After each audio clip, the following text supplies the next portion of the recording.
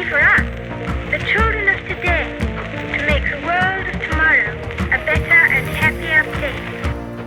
I think it's so crucial is allowing your kid to have own opinion, to have own position, and if you constantly say no, this is wrong, no, this is wrong, no, this is wrong, you should do what I say. It's like you're killing it. You're killing their own voice. Own voice, own personality. Own kind of understanding of self. Welcome to episode 4 of the FounderDad podcast. Today I'm joined by my good friend Misha Levin, who's the director of the Moscow School of Contemporary Art and a program leader for pre-foundation art and design at the British Higher School of Art and Design in Moscow. Now, Misha's the father of 2 children, he's a husband, he's an artist, professor, and we had a very engaging and fun conversation about family values and how to make sure your kids grow up with a sense of identity, voice, and have a relationship where they talk to you as a friend more than a parent. We hope you enjoy. Let us know what you think. I've known you since I was a kid. Our parents knew each other. Your dad and my dad were both musicians. But for our... And still are. Yeah, they still are. So for those guests of ours that are listening, tell us a little bit about your background.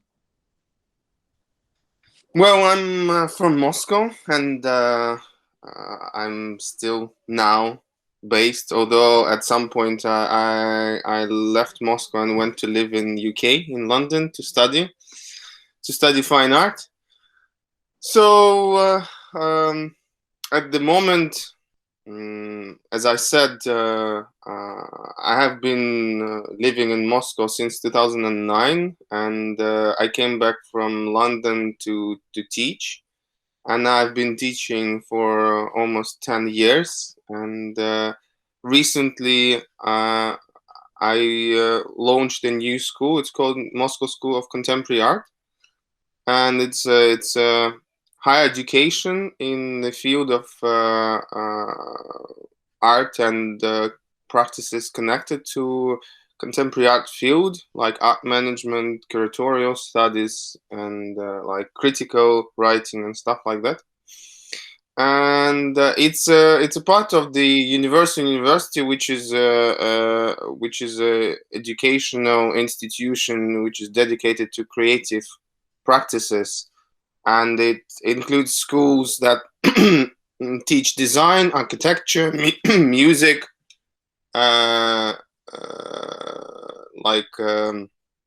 graphic design and interaction design and cinema and other things. Mm-hmm. So it's the largest private institution in Russia, and probably largest in the whole Eastern Europe. And it exists for almost 17 years. Mm-hmm. So, and also I'm an artist, so I'm still practicing my art from time to time. I can see. And and I have a family. I have 2 kids. The older one is a boy who is 9.5, and the younger is a girl.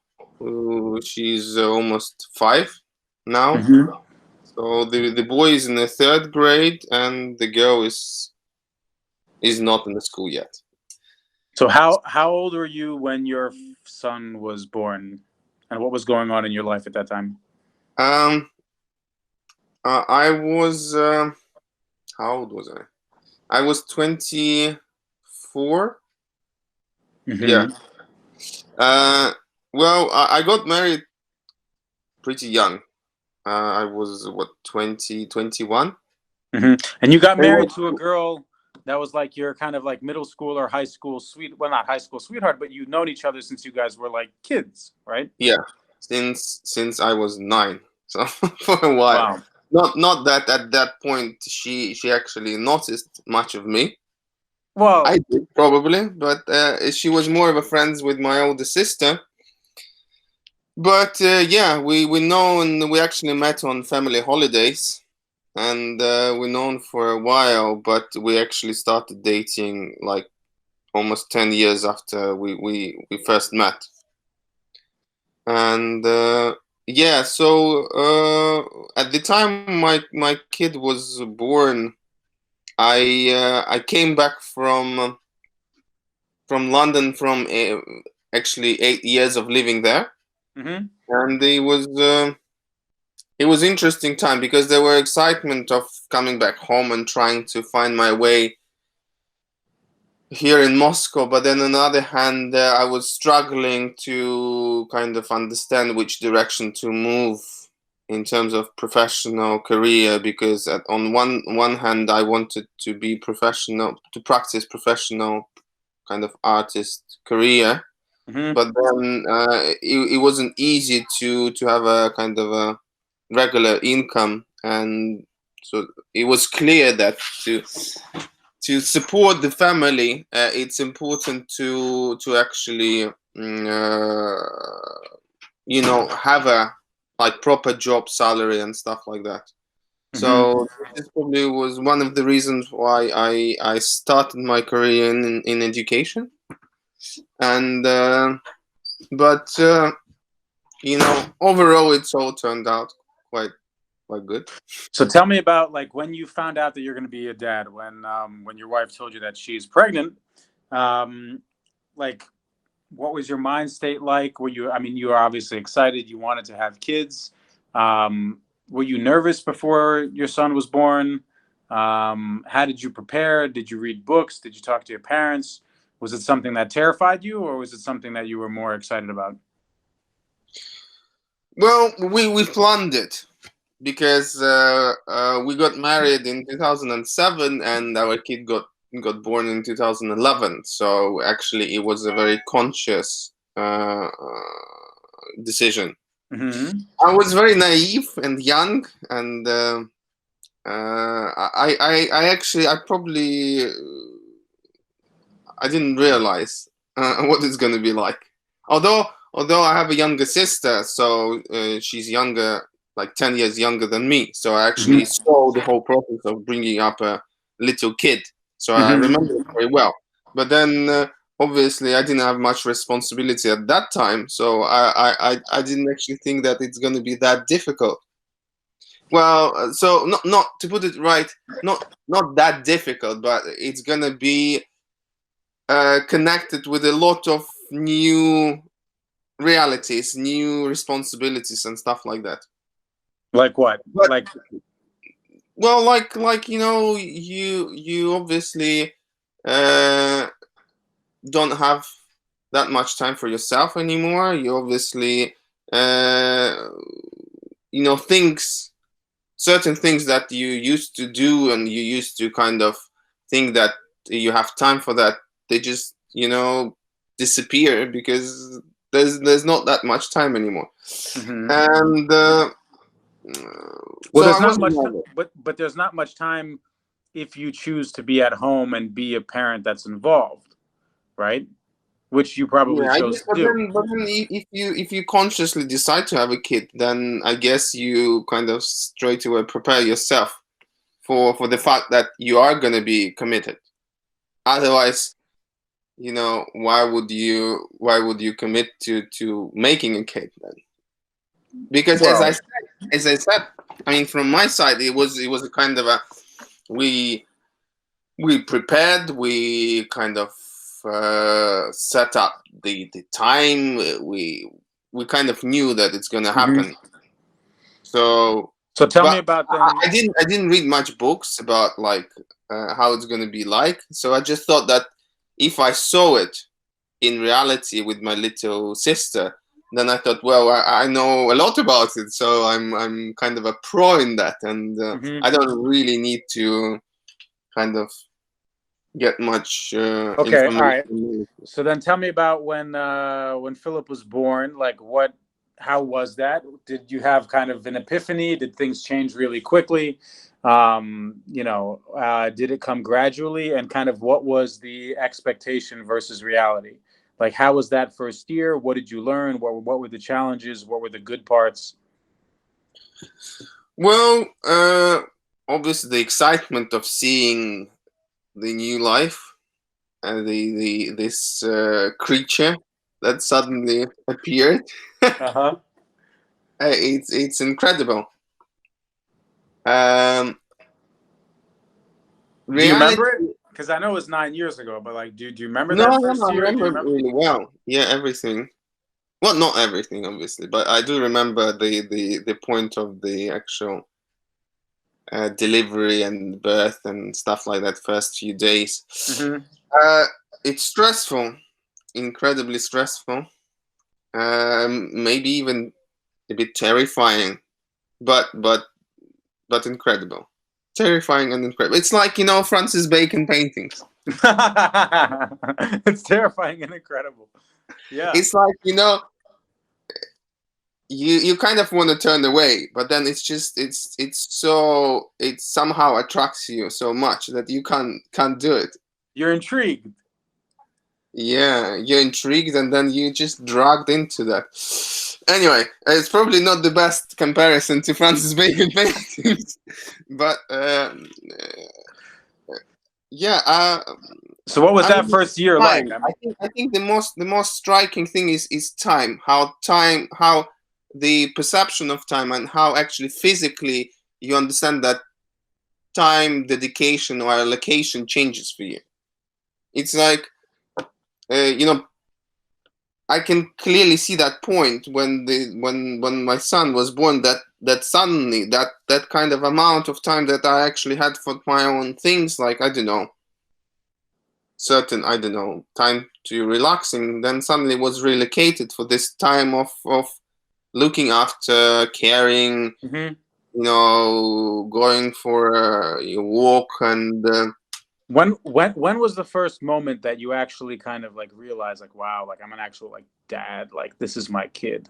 And then when you realized that, like, what was there anything in your mind, in your mindset, that kind of changed where you said, all right, like I have to actually be like different, or something has to change because I am a parent? I was so young, so I was so stupid that I actually felt that I'm now a proper grown up. I have a kid. So I was so kind of proud of it that I was going around and saying, I have a kid. It's like as if I'm, just owned my first $1 million or something. Uh-huh. So it was really strange. But in terms of mindset, I guess I felt that there's more need of kind of family commitment in a way, like job wise, and suddenly I thought, oh well, I really we're kind of very much set now with future, and I need to more kind of plan and think ahead and things like Mm-hmm. that.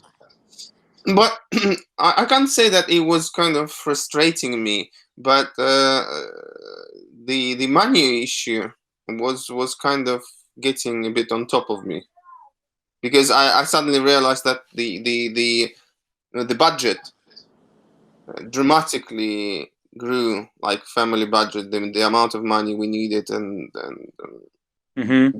that was for the first maybe year or so, that was a bit of a stress. Mm-hmm. Mm-hmm.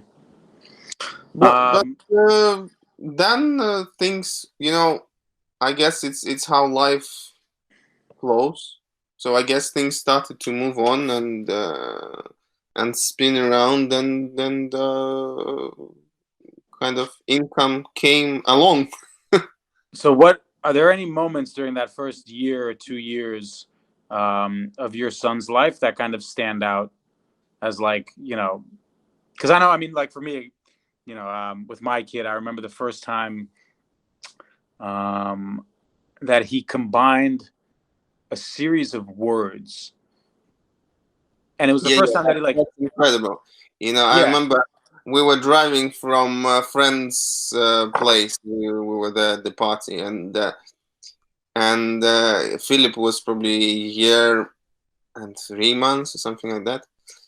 He started speaking very early, like when he was, I don't know, 12, 12 months or 11 months.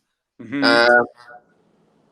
First three words were, I mean, in Russian it sounds hilarious because they're very similar, but in English it won't sound the same. But it was stick, then Palka. Palka. Palka. yes, Gorka, which is like a little hill, Yeah. и Dirka, which is a hole. Well, obviously he before that he said mom, but Yeah. the first really articulate words were those. So it was very funny. Um, but then I remember when he started, copying like music words or some I don't know, short like kids like poem, like written poems and stuff like that. It was really incredible.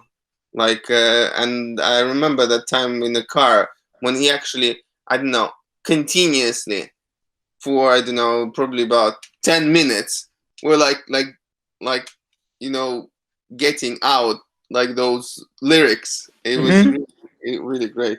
But then of course the moments when he first walked from the kitchen to the living room, Mm-hmm. uh it was incredible when he started like getting his head up, and I don't know, there's so many moments. Mm-hmm. And for the photos that we can keep now, and videos that we can actually go back and visually. Do you have like a? I mean, do you have all of the photos in your phone? Yeah, I do, and I continuously check the backup Mm-hmm. in order not to lose them, because that would be such a such a Do you? drama. But yes, going back into those recordings and photos is incredible. And having two kids, comparing them is also such a joy. When when you start looking at the same age, what they were like, and the Uh-huh. difference, and uh, it's amazing. So your daughter Nika, she was born 4 years after Philip, 4.5 right? years after Philip. So how was it the second time around as opposed to the first? Oh man, it's so much easier. Why is that? You're so much more relaxed and chilled about everything, Mm-hmm. about like some red skin or stomach ache, or about things you just think you don't really get so, I don't know, worried or stressed about, Mm-hmm. because you've gone through this. What were have And what? Go ahead. Sorry. yeah, and having that experience actually helps you to enjoy even more the second kid, Mm-hmm. because you don't concentrate on the kind of stressful and negative things, and you can actually perceive more the kind of exciting and incredible parts of the Mm-hmm. growing process. Well, you're probably less worried. Plus, the more you do something, the more you're better at it. So there's a lot of less unknowns. So you're Yeah, less yeah, stressed. Um, were there any challenges? Like, were there any kind of moments, like, kind of in terms of, what's the word, vespitania, but it's more like the interaction with your wife, the mother of your kids, and then the kids, in terms of where you actually had to make like a conscious decision, like, all right, this is like an issue, this is a problem, and I have to think like, how is it that I want to be raising my kids, or what sort of things do I want to be instilling in them? Because I'm sure, I mean, kids grow up, boys grow up, they want to talk back, or there's probably like a lot of like discipline issues and just like behavioral issues. So were there any kind of moments that stood out where you said, okay, I have to actually think about how is it that I want to raise my kids, or what kind of ideas do I want to instill in their minds in terms of their behavior and their attitudes and things like that?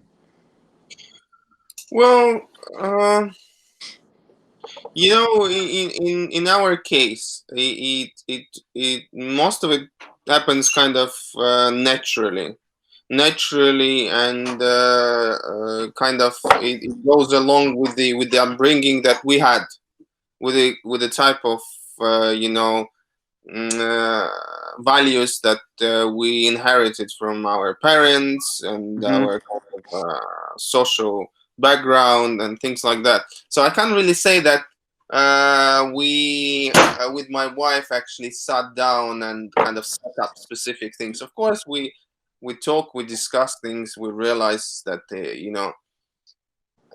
upbringing is a very, it's probably the most difficult job that we ever faced with, and it's an incredible challenge, and I mean we do fail on a daily basis with certain things, and we admit it.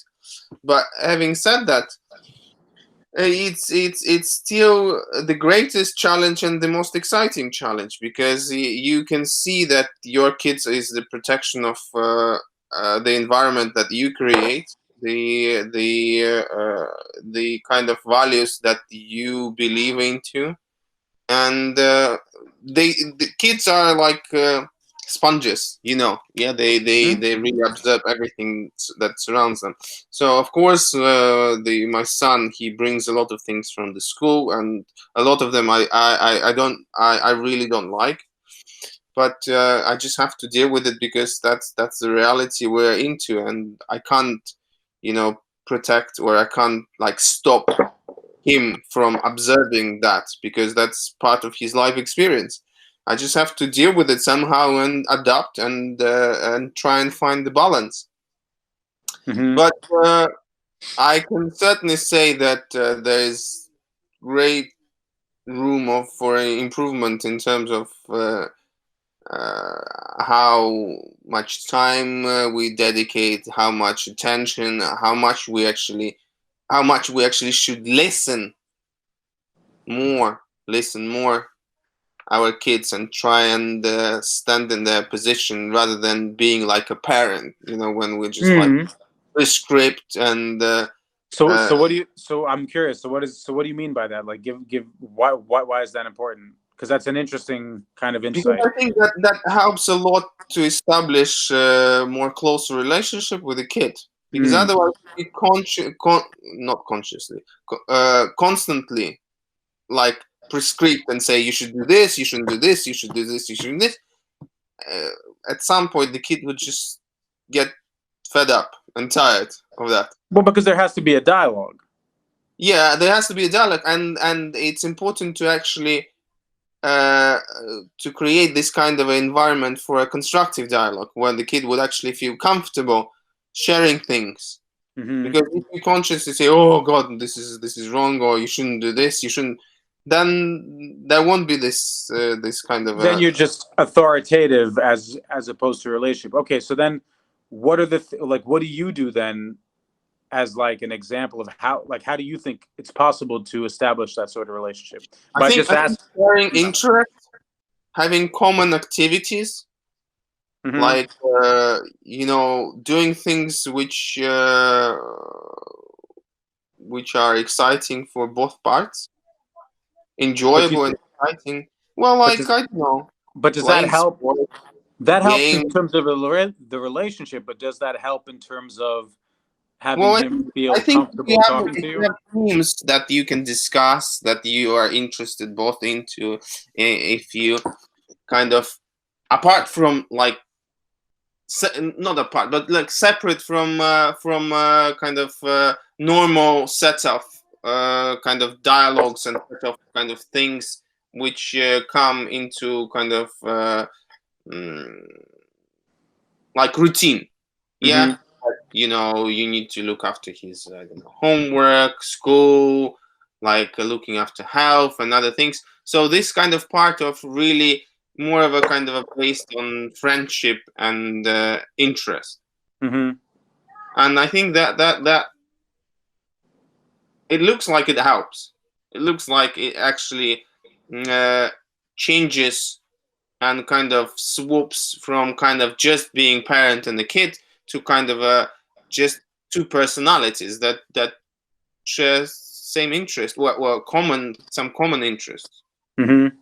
How did you instill into your kids this sense of like, yeah, you have to study, you have to take care of your body, you have to eat the correct way? Because That's very difficult part. yeah, it's Because not easy.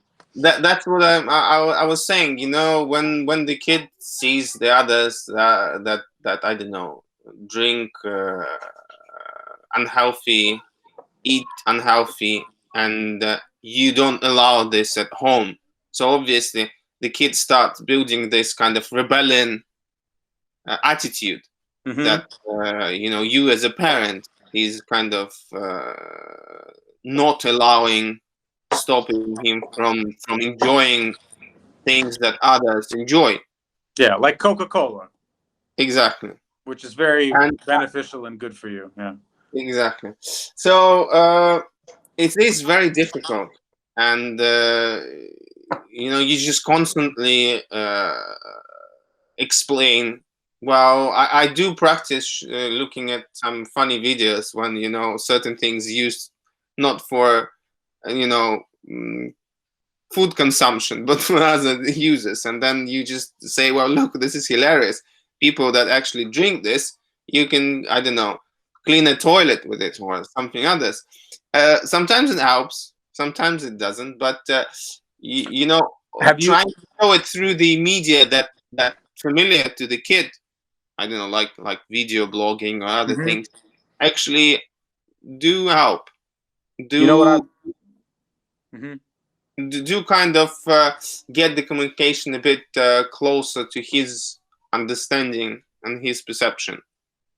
The way that I do it with my kid, the way that I do it with my kid, like when it comes to either sweets or artificial, like whatever, Snickers or Coca-Cola, is I just say, I'm like, listen, your body is like, it's your machine, right? Like this is what you're going to be going through life, and everything that you put inside of it is going to turn into like your muscles and your hearts and your organ, like it all goes into you and your brain and everything. And I said, I'm like, there's real food. I try to break it down in a very like as simple as possible. Like, explain it to like a 4-year-old, and there's real food, like, things that grow in the earth, like vegetables and fruits and, meat and fish. And then there's chemicals. I basically said like chemia. Like I say, it's all chemicals. And I said, I'm like, this isn't real food. So do you really want to be putting like chemicals? Like, try it. Does it taste good? Like, do you think this is good? And he just doesn't. He just, it's not like I'm manipulating him, or I'm just telling him the truth. Like, this is not. It's not something you should be putting into your body. And it's just you take something. You ask them a question like, do you want to be healthy? Like, do you want to be able to play sports? Do you want to be smart? Do you want to be able to live for a long time? Yes. Okay. In order to do that, you understand you have to take care of your body. You have to take care of like all this stuff. Yes. Okay. Do you understand that like this is not something that's going to help you stay healthy and be smart and be able to play sports? Yes. Okay. It's like, find out what they want. They want to be healthy. They want to live for a long time, and just explain that this is not going to help. But my kid is young, and he's not influenced by kids like yours is. And that's why I'm asking, because as he gets older, I'm going to be curious to see kind of, because peer pressure is, alcohol, cigarettes, sweets, sex, drugs, doing stupid shit, rioting, as we're seeing now. I'm living in Los Angeles. There's riots out there. It's mostly teenagers. It's all kids. It's just kids, man.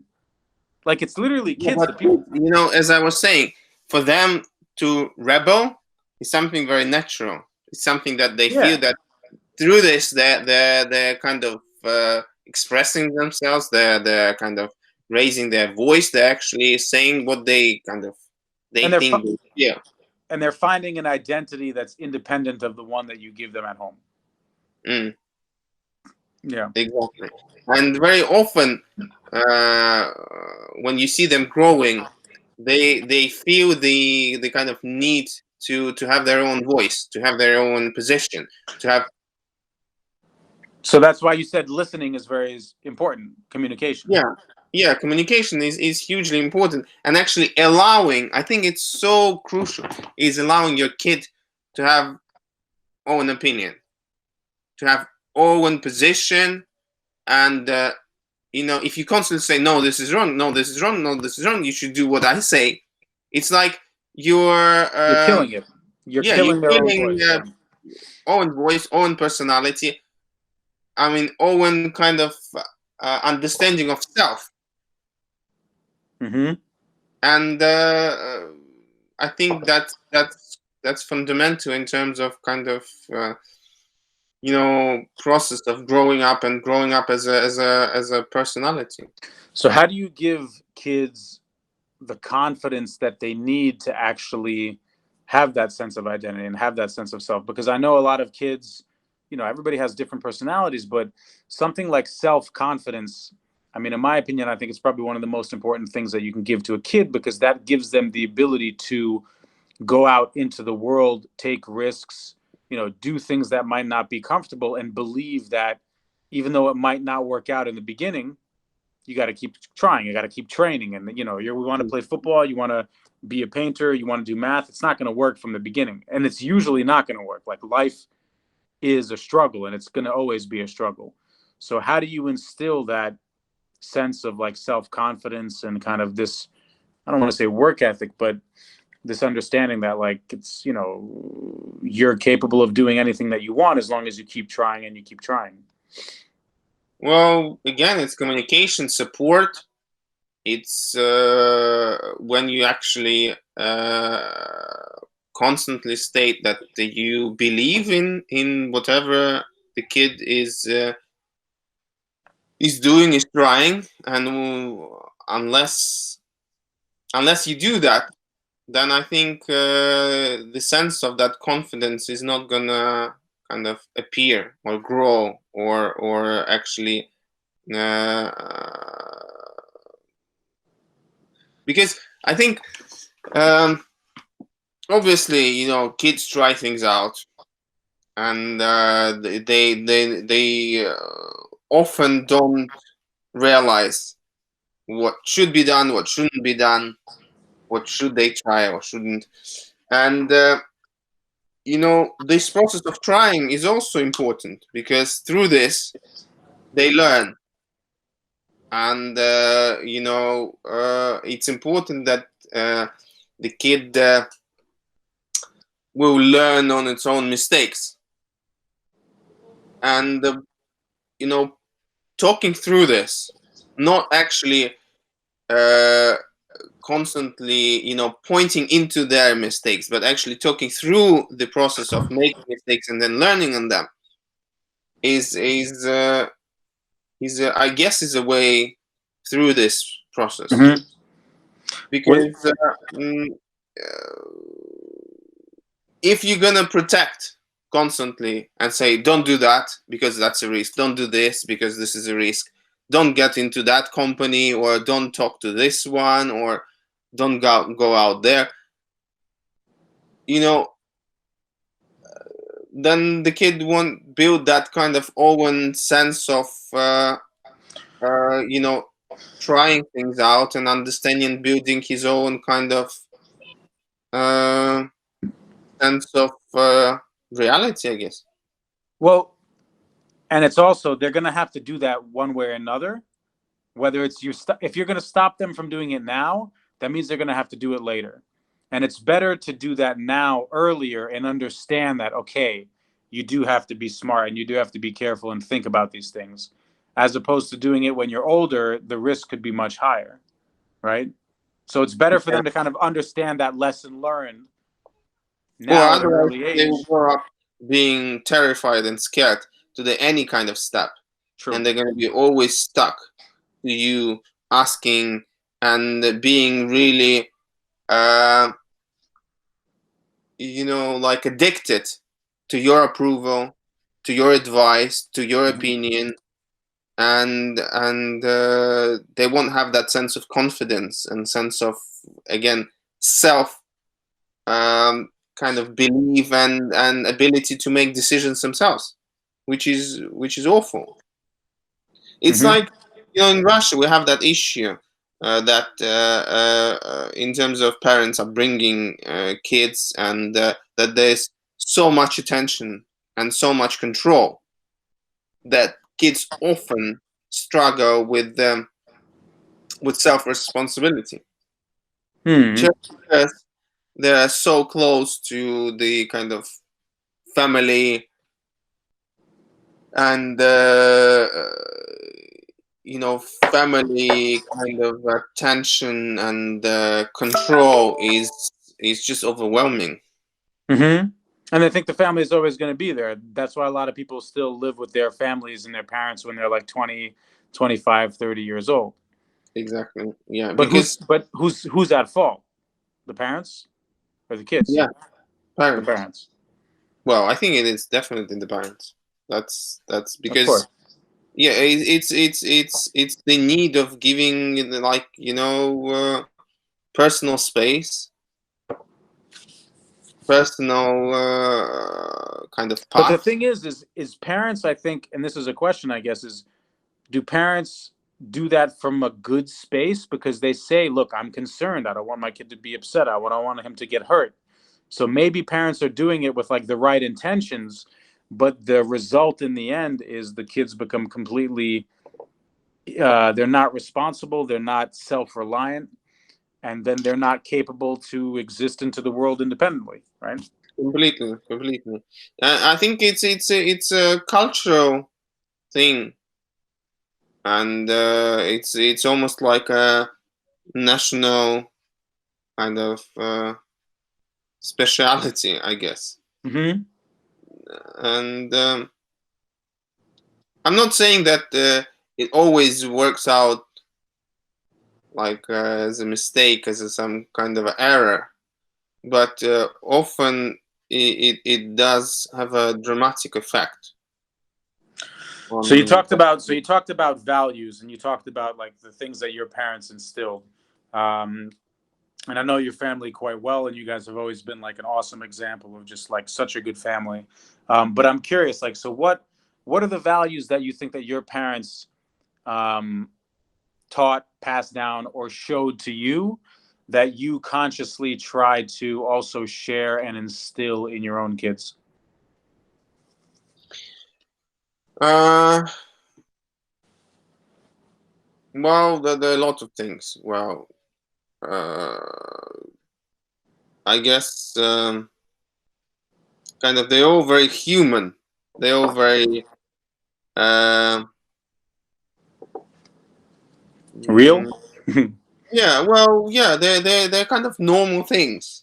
There's not some kind of special kind of recipe or something that Uh, and I don't think Hey. my parents were doing it very kind of prescriptive and conscious. I think it was a kind of natural thing. Mm-hmm. Uh, I don't know, hard work, politeness, caring for people around,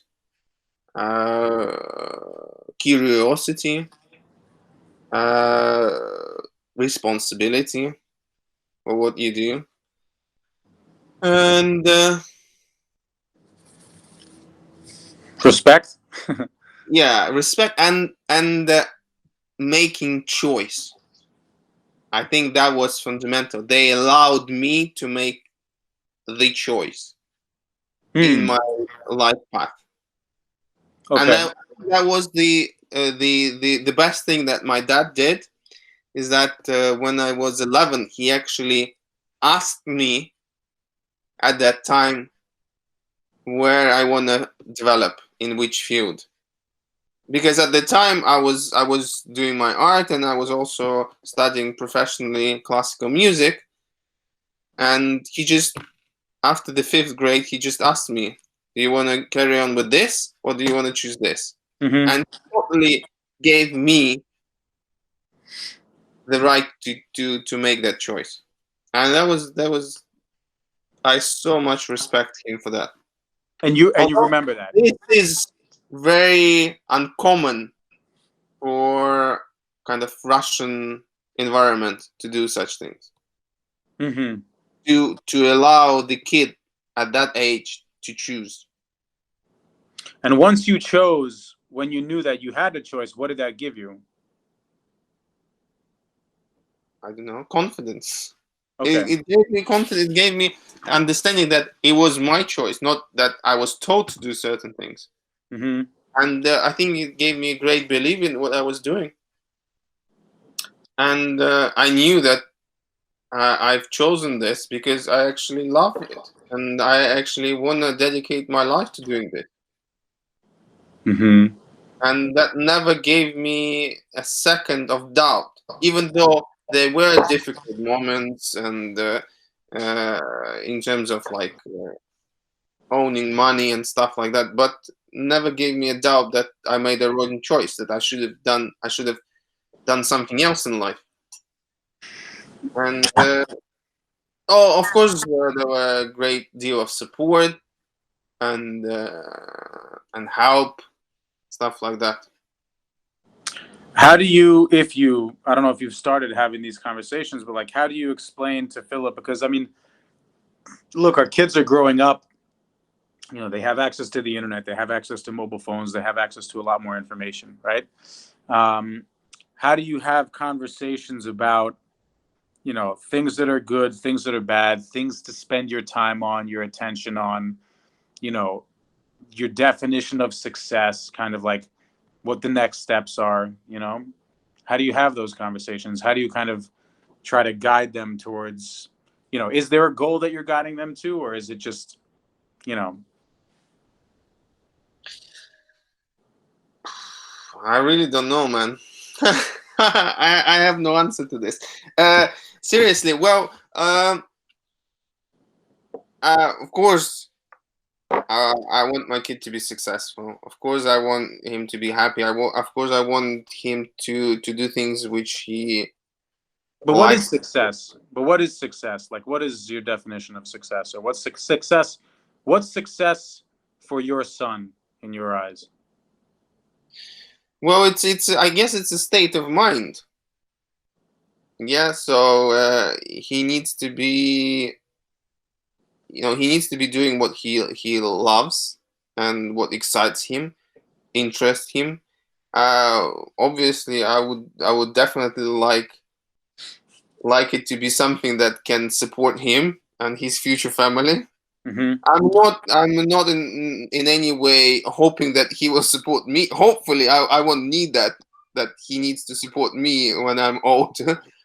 And you know, I'm hoping that whatever he chooses is gonna give him a very interesting and exciting life journey. So So the and most so the most important thing, and not the most important things, but a thing that's important is find what you love and do it, right? yeah, Yeah. Have the confidence to do it. Don't be afraid to do it. Don't be afraid to fail, right? yeah, exactly. Yeah, I mean, because there will always be a failures. Well, You know, it is a failure always, but you're always improving little by little after every failure, right? mm. So I guess it's up to him to find that, Mm-hmm. and I'm just gonna try to be there to support and maybe advice, maybe help along the way somehow. Mm-hmm. Uh, you So know, what but else? Yeah, go ahead. Sorry. I will try not to prescript. I will try not to say you should go into this or you should Mm-hmm. you should do that. I really don't want to be in a position where I'm telling him what's going to be his future like. I What think, if he what if he picks something that you think is just completely absurd? I mean, I don't want to think of an example. I could think of something, but if he says, you know, I don't know, you know me, I could think of something stupid, but I'm not going to say anything. But I mean, yeah, you yeah, know, I know like, what you mean. Well, I think if I'm going to say that you've chosen something stupid, I don't think it's going to end up in a situation when he's just going to say, "Oh yeah, that you're right. Let's pick something else." I mm-hmm. think he needs to realize it himself, uh, and he needs to kind of experience and then come up with a conclusion that maybe he needs to look for something different. Mm-hmm. He or she. Or she. So, Yeah.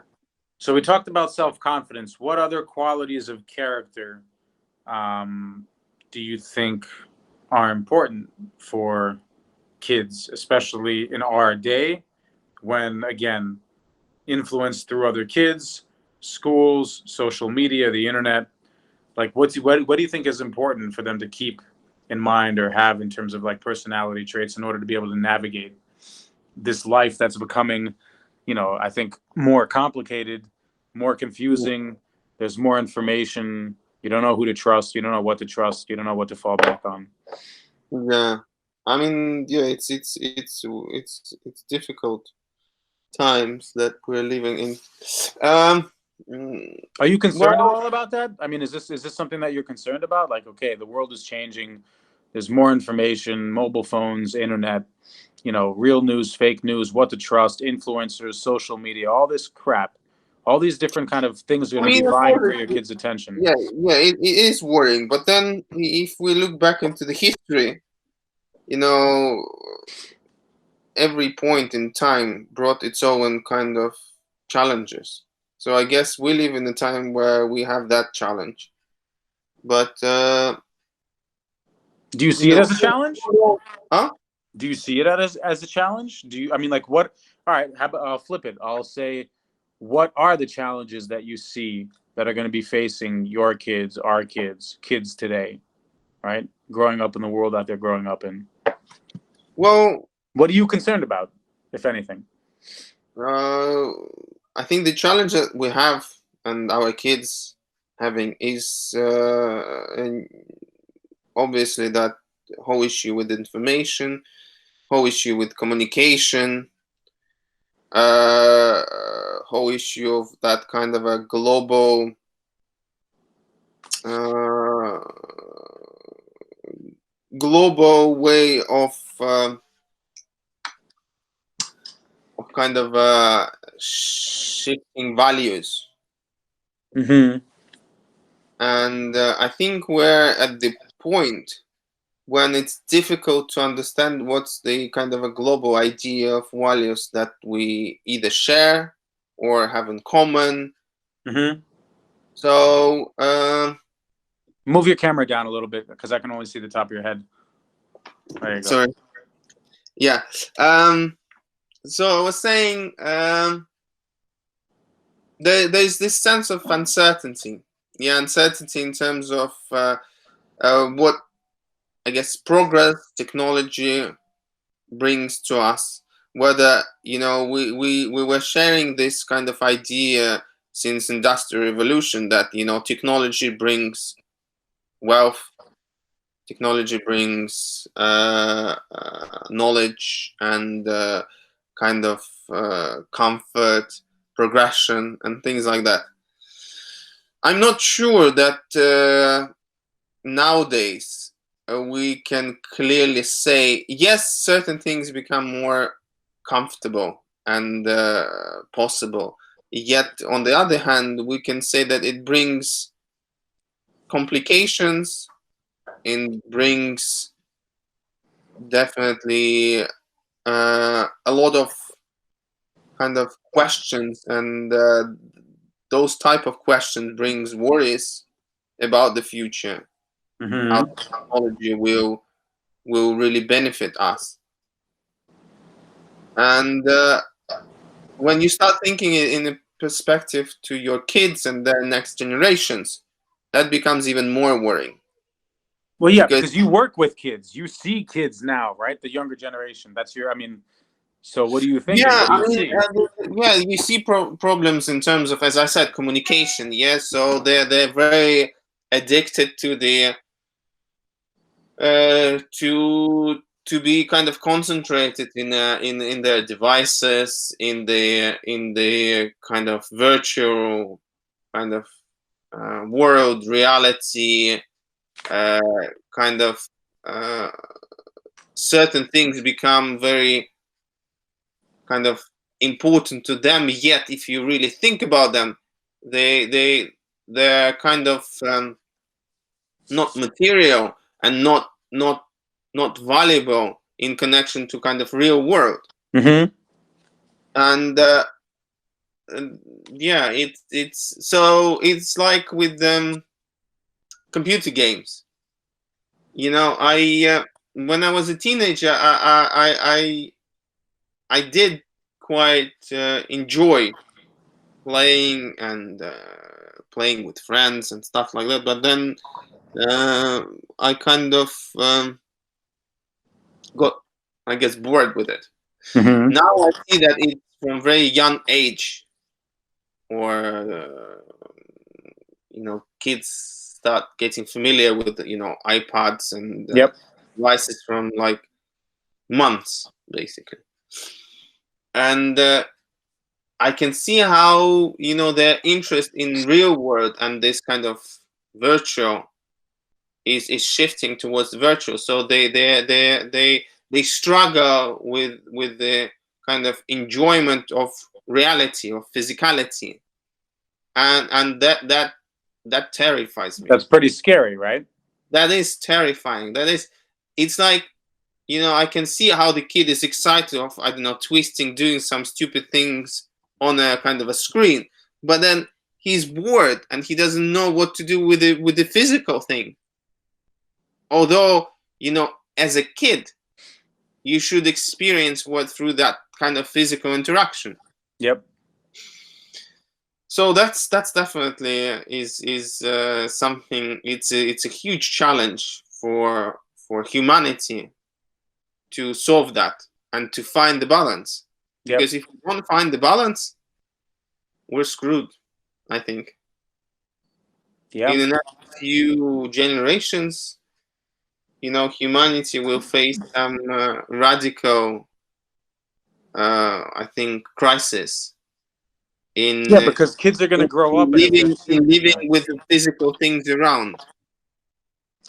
Yeah, because if you're going to be too capable in the digital realm, you're going to be incapable in the physical one. And then what are you going to do when something happens to the digital realm? Or is it just going to be, well, this is a new world and you don't have to do anything in the physical. You don't have to move. You can make all your money virtually. You can spend all your money virtually. And you don't even have to get out of your VR set. You can travel the world. You can see everything. But that's still not, God, I hope it doesn't go there, because you But can't compare. I think the situation now, I think, proved, I hope, well, at least for me, it proved a lot. When we ended up in quarantine, and when we had all those restrictions, and when we could actually experience the world only through kind of online interaction. It's like with the exhibitions, for example. Yeah, a lot of museums, galleries, and stuff started setting up this online bullshit. Mm-hmm. And obviously a lot have been written and advertised and things like that. But actually, if you compare it to the real experience of going into the museum space, seeing physically in front of you the artwork, you think, fucking hell, this all online shit is just nonsense. You hope so, but here's the thing about people. We can get used to anything if we think that you don't have a choice. Well, If you yes use and fear, no. I think certain things, it's just I think this kind of a kind of child rebellion starts kind of waking up. that's if you're not afraid. But if you're afraid that some virus is going to kill you because the media and Big Brother told you that you should be afraid, then you're going to say, I want to go to this exhibit, but I don't want to die. I'm taking the most simple, extreme version, but that's the story that they're telling us. Don't go to the parks. Don't go to the beach. Don't go to sporting events. Don't go to a museum. Don't go to school, because you may get sick because of germs and viruses. I'm concerned about that because, I'm living in the United States. I know how well propaganda works, and I know how much social media can amplify that, right? Like everyone. Yes, that's. But if you think about it, the whole story of humanity is a propaganda. Yeah, we constantly been trying to put into certain ideas. It's like with politics, with religion, even with the how the history is interpreted, right? So it's a propaganda. So we've been propaganda certain things, certain beliefs, and then it's a matter of individual whether to believe it, to follow it, or to find its own path. It's a matter of the individual when he has a choice. But if there are laws being enacted saying don't go outside, like you can't go out, like you're in lockdown. Seriously, man. I mean, it's minus 40 degrees, and I mean, obviously, there are conditions which are difficult for you to go out. But then it's your choice. If you feel the need to breathe in this kind of a. Yeah, but you're sitting in Moscow. You can't go outside now. It's not your choice anymore. I can, and then I mean, and obviously, if I feel an urge and a need, I will go out. I will. Yeah. And a cop isn't going to stop you and give you a fine? Well, yeah, he'll give me a fine. Well, then I'll deal with that fine. I mean, he's not going to kill me, shoot me, or. So I guess I still have that choice. I still rebel. It's like kids, rebel. I mean, you say don't go out, and he will go out. You say don't. I don't know. Put your legs on the couch, and he will put it. Yeah.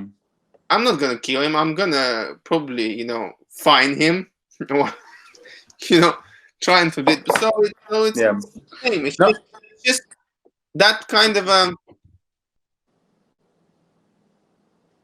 I mean, again, in the nature of humanity is to control, to prescript, to kind of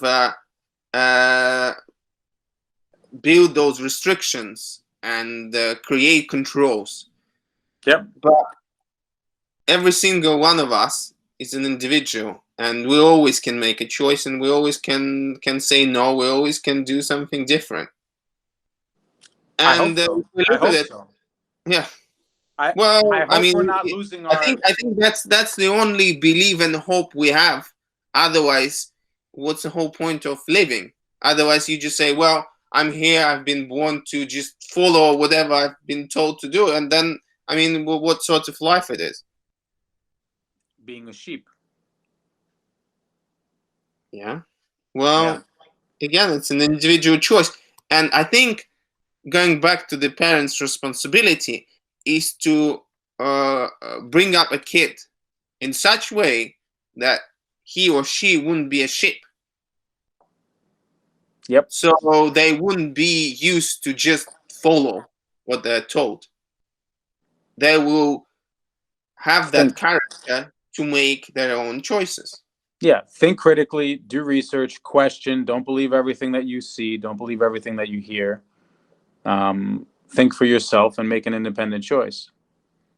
And there's going to be, I think, a constant battle between that free will and your individual freedom to think freely, and Big Brother, the government that be in the powers that want to just be like, no, sit, obey, and do what we say. Yeah, I mean, I'm concerned about it. I'm concerned about what our kids are going to grow up and where are they going to be getting their information? Who are they going to listen to? Who's going to be influencing them? Right? Who are their role models going to be? Who are they going to look up to? Right? Kim Kardashian? No offense to Kim Kardashian, or like Ivan Dorn or whatever, like whoever the hell, and that's what's that's what I think is important. Is I think it's so important in the beginning of the relationship with your kid.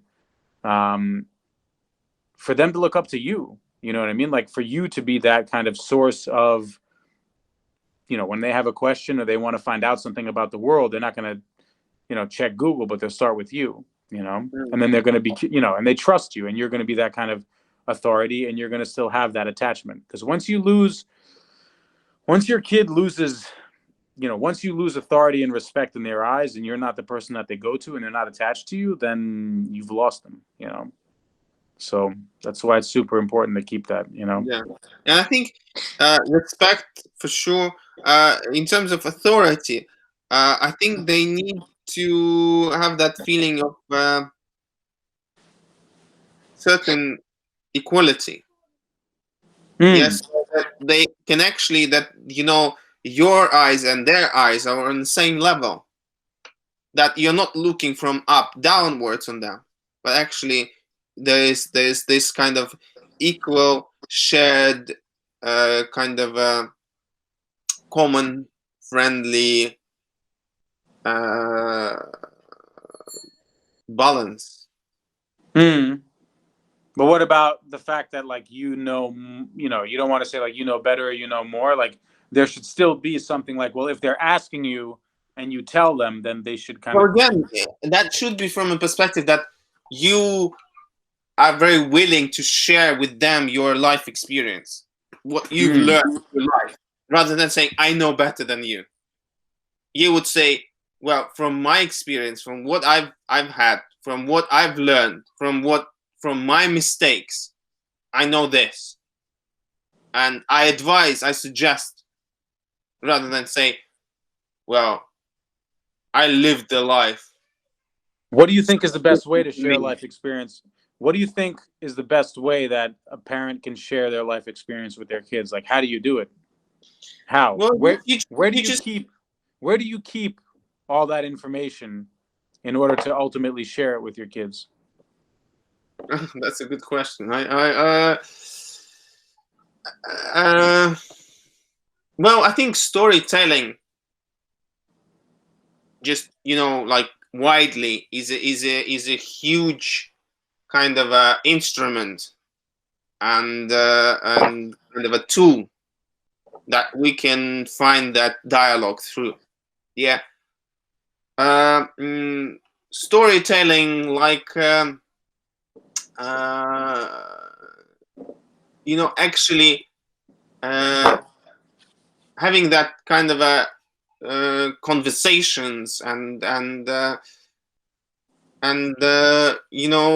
translating to your kids what you valued, what you maybe sorry for, what you, I don't know, memorized, what you kind of I don't know, like craving for, this type of opening up, like you would open up to, again, a close friend. Would I think create that kind of a connection. What if there was an app or a tool that helped you do that? Well, I think it's a great idea. I think that's a great idea. Having, again, as I mentioned to you, I'm personally very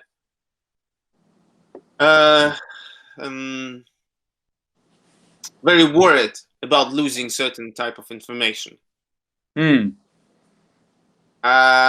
me, as a person that kind of involved with the visual arts a lot, this type of information is kind of priceless as a kind of a source for not just going back into the kind of moments and memory, but as a source of just into a kind of inspiration, I guess. So having a kind of a capsule, having kind of a platform that would actually save that all, and I would feel confident that it is actually saved, would be a great great relief. Not only saved for me, but that would be great if I know that that's gonna be inherited by my kid and their kid, that it's actually creating this kind of a family tree in a way. Family tree, family history, but it's also your own story. Don't look for Facebook, don't look for Instagram to kind of understand who you are. Yeah, like for instance, my Facebook or my Instagram has nothing to do with my personal life. I mean, it's only what I do professionally, and also it's dictated by the industry needs, industry rules. So it actually doesn't reflect like real what's happening. Yeah, it's just the face that you show to a certain group of friends and acquaintances. But it's not the face you want to show to your kid. It's not the things you want to share with your kid. No, and it's not actually the real picture of what's happening and what's so you know, most of the time it's just a platform to, you know, to show off. Yeah, and the question is for who and why. Yeah, that's a whole long kind of another conversation. Well, honestly, I think you could be. I think within the next year or two, you're going to be surprised at how many people are going to stop using that platform. You know, because it's turning into something that it wasn't in the beginning. Now it's just something completely different. But I know that our time is up. I know that you got to go. But it's an interesting conversation to continue. Our lives are not linear. What we remember is not defined by time, but by experience. We remember the emotions and people surrounding specific moments and live time as one continuous day that is the experience of our lives. One of the most important, meaningful, and challenging experiences we face is being and becoming parents. These are conversations about moments in our lives, what they have taught us, and the questions we all face about how to live in the world.